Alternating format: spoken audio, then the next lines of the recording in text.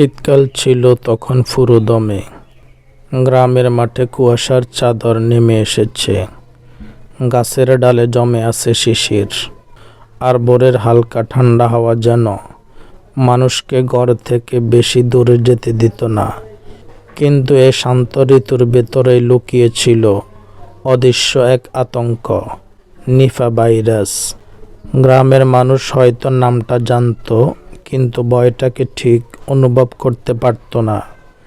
কারণ ভয় কখনো কখনো দেখা যায় না, শুধু ছায়ার মতো চারদিকে ঘুরে বেড়ায়। তিতাসের সেই ছোট গ্রামে রহিম ছিল একেবারে অল্প বয়সী, সদ্য কলেজে পড়া এক কিশোর। খুব চঞ্চল, খুব প্রাণবন্ত। সে প্রতিদিন ভোরে খেজুরের রস পছন্দ করত। তার বন্ধু জামাল খেজুরের গাছ থেকে রস নামাতো। সেও প্রায়শই রহিমের জন্য একটু বাড়তি সংগ্রহ করত। এ গ্রামের মানুষরা শীতে রস না খেয়ে থাকতে পারে। তাদের কাছে এটি শুধু পানীয় নয়, ঐতিহ্য, আনন্দ আর শীতের উৎসব। কিন্তু এই শীতে কিছু একটা যেন অস্বাভাবিক ছিল। পাশের গ্রামে দুজন মানুষ হঠাৎ অসুস্থ হয়ে পড়েছে। কথায় আছে তারা কিছুদিন আগে কাঁচা রস খেয়েছিল। গুজব ছড়িয়ে পড়ল নিপা ভাইরাস এসেছে নাকি। কেউ বিশ্বাস করলো, কেউ তুচ্ছ করলো।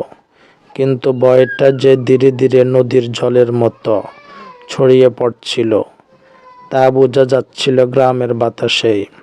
এক সন্ধ্যায় রহিম যখন জানতে পারল পাশের গ্রামের সেই দুজন মারা গেছে, তার বুকের ভেতর এক অদ্ভুত শীতলতা নেমে এলো।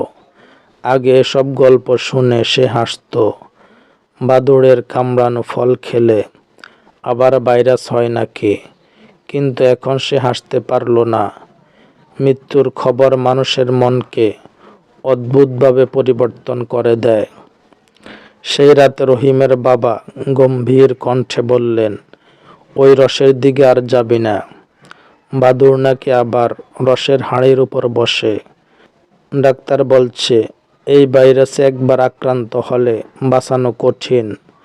রহিম চুপচাপ মাথা নেড়ে ঘুমাতে গেল, কিন্তু ঘুম এলো না। তার মনে পড়ল সাম্প্রতিক দিনগুলোর কথা। সকালে জামাল তাকে কাঁচা রস দিয়েছিল, ঠিক যেদিন প্রথম মৃত্যুর খবর আসে। সে কি বিপদে আছে, তার গা শিউরে উঠল। পরদিন ভোরে জামাল রস নিয়ে আবার এলো। রহিম দরজায় দাঁড়িয়ে বলল, আজ নিব না ভাই। জামাল অবাক হয়ে বলল, কেন?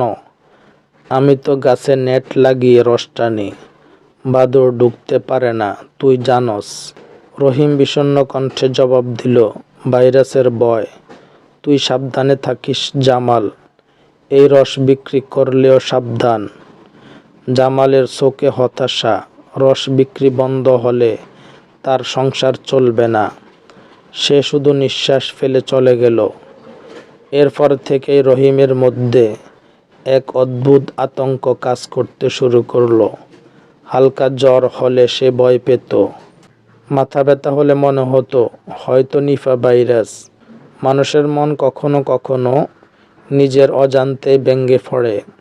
সে প্রতিদিন খবর শুনত, ডাক্তারদের সতর্কতা মনোযোগ দিয়ে পড়ত।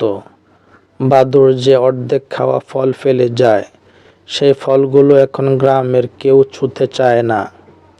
একদিন গ্রামের স্কুল মাঠে স্বাস্থ্য বিভাগের লোকজন এলো সচেতনতা বাড়াতে। তারা বলল, নিপা ভাইরাস যদি একবার শরীরে ঢুকে চিকিৎসা কঠিন, তাই সাবধানতা সবচেয়ে বড় ডাল। বাদুড় খেয়ে ফেলা ফল খাবেন না, কাঁচা রস খাবেন না, এবং অসুস্থ মানুষকে যত্ন নিলেও হাত মুখ ধুয়ে নেবেন। রহিম সেই সবাই বসেছিল, আর তার বুকের ভেতর ভয় আর আশার মিশ্র অনুভূতি। সে ভাবল, মানুষ আসলে সবসময় জানার অজান্তে মৃত্যুর সাথে পাশাপাশি হাঁটে, কিন্তু তখনই বাঁচে যখন সতর্ক হয়। কিছুদিন পর গ্রামেরই আরেকজন অসুস্থ হয়ে পড়ল। তরুণী মেয়ে হাফিজা। উচ্চ জ্বর, মাথা ঘোরা, শ্বাসকষ্ট। পুরো গ্রাম যেন থমকে গেল। ডাক্তাররা সন্দেহ করল এটি নিপা হতে পারে। তাকে শহরের হাসপাতালে পাঠানো হলো। হাফিজার বাবা কান্না জড়িত কণ্ঠে বললেন, ও তো শুধু বিকেলে পেয়ারা খেয়েছিল, কারো অর্ধেক খাওয়া ফল নাকি ছিল। গোটা গ্রামে খবর শুনে ছায়ার নিচে গুটিয়ে গেল। কুয়াশার মতো ভয় যেন ঘর থেকে ঘরে ছড়িয়ে পড়ল। কিন্তু রহিম বুঝল, ভয় ফেলেই মানুষ বাঁচে না, ভয়কে ছিনে ফেলার পরেই বাঁচে। সে সিদ্ধান্ত নিল গ্রামের মানুষের জন্য কিছু করবে। স্কুলের মাঠে একদিন সে বন্ধুদের জড়ো করে বলল, আমরা সবাই যদি একটু করে সতর্ক হই, তাহলে ভাইরাসের ছায়া থেকে বের হতে পারব। মানুষের জীবন বাঁচানো সবার দায়িত্ব। রহিম, জামাল, লতিফা তারা কয়েকজন মিলে বাড়ি বাড়ি গিয়ে জানাতে লাগলো, শীতের রস খাবেন না, অর্ধেক খাওয়া ফল ফেলুন, অসুস্থকে যত্ন নিন, কিন্তু সুরক্ষা নিয়ে। গ্রামের মানুষ প্রথমে সন্দেহ করলো, কিন্তু ধীরে ধীরে শুনতে শুরু করলো। কয়েক সপ্তাহ পরে খবর এলো, হাফিজা সুস্থ হয়েছে, নিপা নয়, সাধারণ ভাইরাসজনিত জ্বর ছিল। এটি যেন পুরো গ্রামের বুকের ভেতর আলো জ্বালিয়ে দিল। রহিম সে উদ্যোগ নিয়েছিল, সবাই তাকে সম্মান করলো। জামালও তার গাছে ভালো নেট লাগালো, রস গরম করে ফাটালি বানানোর ব্যবসা শুরু করলো, যা নিরাপদ। রহিম রাতে আকাশের দিকে তাকিয়ে ভাবল, মানুষ অন্ধকার ছায়ার সাথে লড়াই করে বাঁচছে, কিন্তু আলো জন্মায় মানুষের ভেতর থেকেই। ভয়কে জেনে, সতর্ক থেকে এবং একে অপরের জন্য একটু দায়িত্ববোধ রেখে। শীতের কুয়াশা ধীরে ধীরে পাতলা হলো। গ্রামের অচেনা আতঙ্ক মিলিয়ে গেল। কিন্তু মানুষ শিখল, জীবন শুধু রসের মতো মিষ্টি নয়, কখনো কখনো অদৃশ্য ভাইরাসের মতো তিক্ত হতে পারে। আর সেই তিক্ততা জয় করার একমাত্র শক্তি সচেতনতা।